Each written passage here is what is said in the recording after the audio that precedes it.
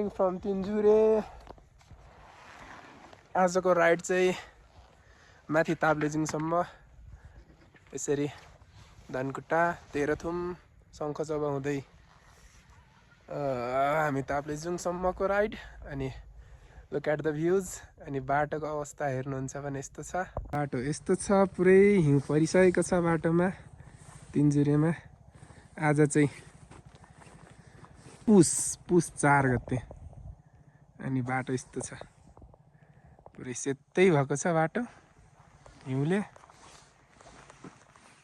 अनि look at the views, बाटोको अवस्था यस्तो छ,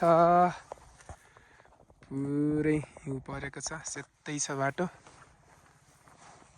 अनि आजको राइड चाहिँ हामी गुफा पोखरी हुँदै साँगु ताप्लेजुङसम्मको राइड। हेलमेट माउन्ट चाहिँ बोकेको छैन मैले, त्यही भएर यसरी भिडियो बनाउँदै। गुफा पोखरीतिर पनि हिउँ परेको हुनसक्छ है त, बाटोमा यस्तो छ, पुरै सेतो भएको।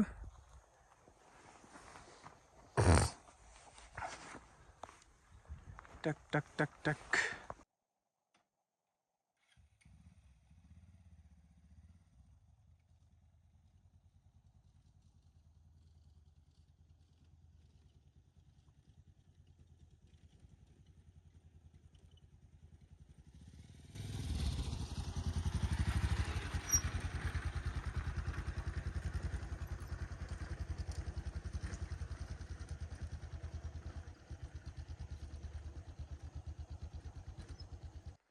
यस्तो हिउँ परेको बेला चाहिँ लास्टै गाह्रो हुन्छ बाइक कुदाउन। यो ढुङ्गामा पुरै चिप्लिरहेको हुन्छ बाइक, पुरै सेतै छ, पुरै गाह्रो छ कुदाउन, बाइक चिप्लिरहेको छ एकदम झन् ढुङ्गामा।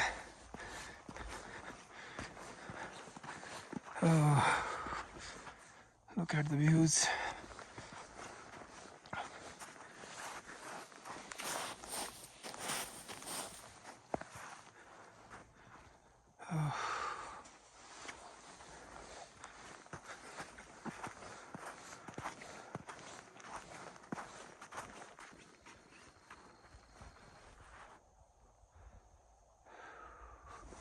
अब लगभग 3 घन्टा लाग्छ मलाई यहाँबाट। गुफा पोखरी चाहिँ लगभग 1.5 घन्टा, त्यहाँदेखि त्यसपछि 1.5 घन्टा ताप्लेजुङ पुग्नलाई।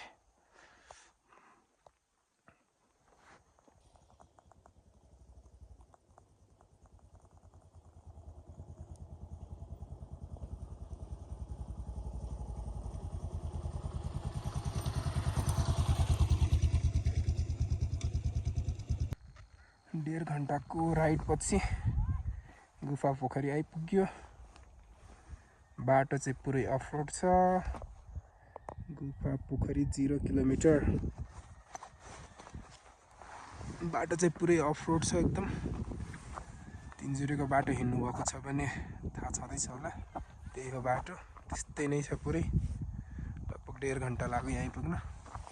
अब यहाँदेखि अझै 1.5 घन्टा लाग्छ मलाई साँगु पुग्न, ताप्लेजुङ पुग्न। यो रुख हेरेपछि चाहिँ थाहा पाइन्छ गुफा पोखरी हो भनेर। यता टिकटक बनाउँदै हुनुहुन्छ।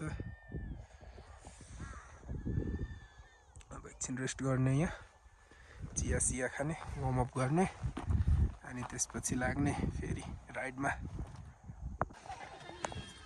वेलकम टु गुफा पोखरी।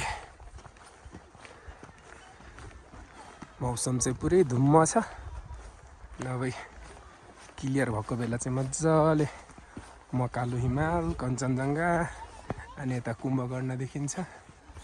तर मौसम यस्तो छ, केही नि देखिएन, धुम्म मात्रै देखियो।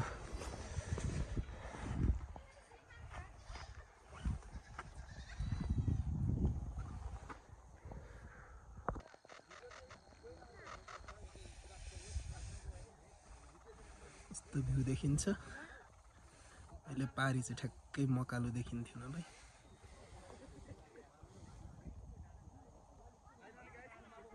पोखरी आउनुभयो अनि त्यसपछि हिउँ खेल्न पाउनु भएन भने थोरै गुफा पोखरीदेखि 15 मिनट अगाडि आएपछि झ्याउ पोखरी आउँछ। झ्याउ पोखरीको अगाडिको फर्स्ट टर्निङमा चाहिँ यसरी हिउँ परेको हुन्छ यहाँ है त। यस्तो छ पुरै हिउँ परेको छ यहाँ पनि सिधै छ। अनि तल चाहिँ साँगु बजार हो त्यो चाहिँ।